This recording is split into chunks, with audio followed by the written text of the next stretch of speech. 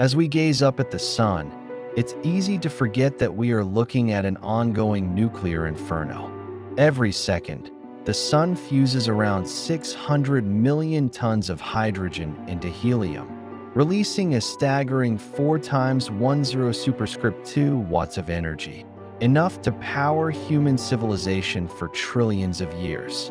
And yet, despite its power, the sun is just a medium-sized star among billions in our galaxy. Its very ordinariness makes its mysteries all the more profound. Among those mysteries is the question of why the sun is so active. What causes the solar magnetic field to twist and tangle into sunspots and flares? Why do some solar cycles erupt with dramatic intensity while others are more subdued? And how do these cycles emerge from deep inside a star with no solid surface, no boundaries, just turbulent plasma in constant motion? To answer these questions, we turn to one of the most elusive processes in astrophysics, the solar dynamo. Located in the convective zone, a layer about 200,000 kilometers below the surface, the dynamo is a self-sustaining generator of magnetic energy. As hot plasma rises and cooler material sinks, differential rotation, where the sun spins faster at the equator than at the poles, twists magnetic fields into knots. Over time, these twisted fields can break through the surface, forming sunspots, flares, and massive loops of energy that arch far above the solar surface. But this cycle of creation and destruction doesn't follow a perfectly regular pattern. Some cycles peak quickly and violently, while others stretch out or stall. The reasons for these fluctuations are still not well understood. Predicting solar cycles remains more of an art than a science, with models that offer only general guidance. Our ability to forecast space weather, the solar wind, flares, and CMEs that affect Earth, depends on closing these knowledge gaps. Unlike terrestrial weather, which is influenced by well-mapped atmospheric dynamics, space weather depends on the chaotic ballet of magnetic fields deep inside a star. One magnetic realignment can hurl a CME toward Earth, another can leave our planet untouched. And when a CME hits, the consequences can be immediate and widespread. High-frequency radio communication may black out. GPS signals may become inaccurate. Navigation systems on planes, ships, and autonomous vehicles could fail. Power grids, particularly in higher latitudes where Earth's magnetic field lines converge, may experience surges that fry transformers and shut down entire cities. In 2012, a solar storm similar in magnitude to the Carrington event narrowly missed Earth by just a few days. Had it struck, some scientists estimate the global cost could have exceeded $2 trillion, with years of recovery time. Unlike many natural disasters, solar storms offer little warning and no way to shield an entire planet. Our increasing reliance on digital infrastructure, satellites, electric grids, aviation, and communications makes us more vulnerable than ever. To address this growing threat, space agencies have developed an expanding fleet of solar observatories. NASA's Solar Dynamics Observatory, SDO, watches the sun in dozens of wavelengths simultaneously.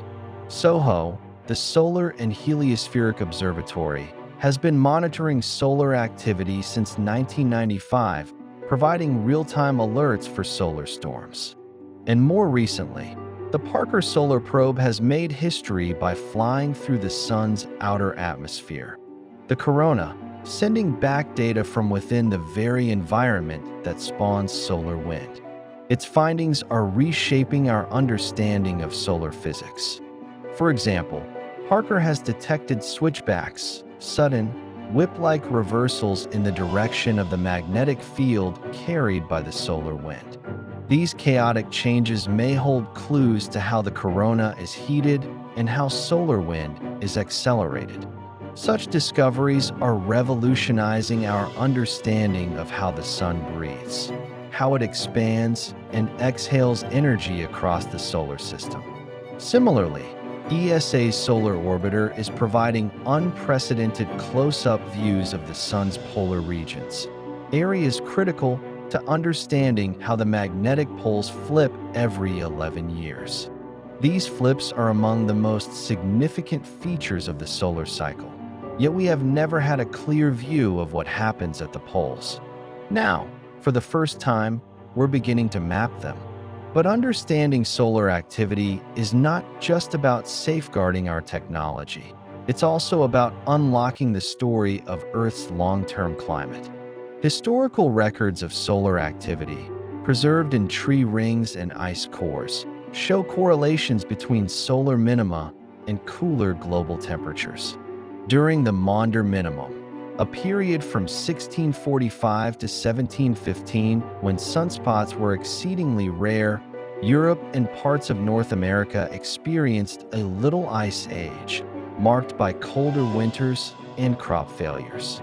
Could the sun trigger future climate anomalies? Could a prolonged period of low solar activity help offset global warming? Or, more dangerously, lull us into underestimating the pace of man-made climate change? While solar variability plays a role, scientists overwhelmingly agree that today's rapid warming is driven primarily by human activity, not solar shifts. But the sun's influence remains a factor, particularly when projecting regional climate patterns over decades and centuries. Beyond Earth, the sun also affects every corner of our solar system.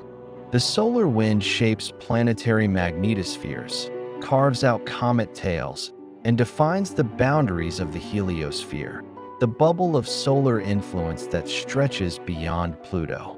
Voyager 1 and 2, now traveling in interstellar space, are still sending back data about how the solar wind interacts with the wider galaxy. Even in deep time, the sun's changes may have rewritten the story of life. Some hypotheses suggest that variations in solar output contributed to mass extinction events or evolutionary surges.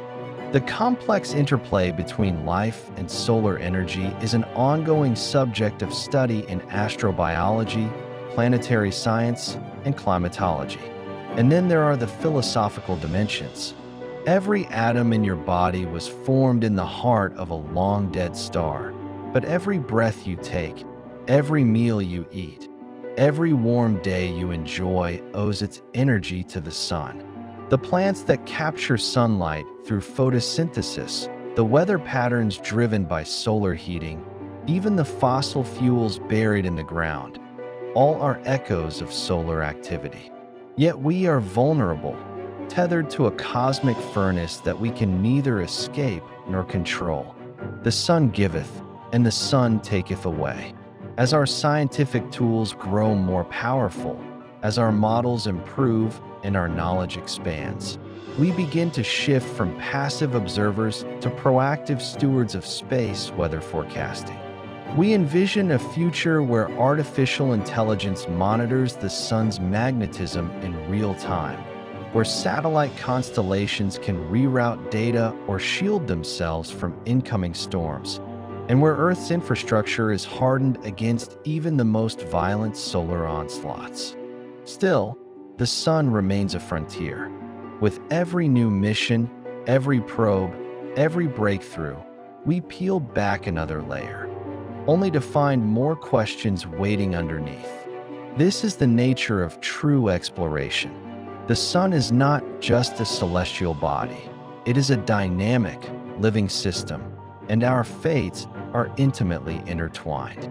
So, as we trace the filaments of a solar flare, as we map the twisting fields of a sunspot, as we chase the ripples of a CME across the solar wind, we are not merely studying a star.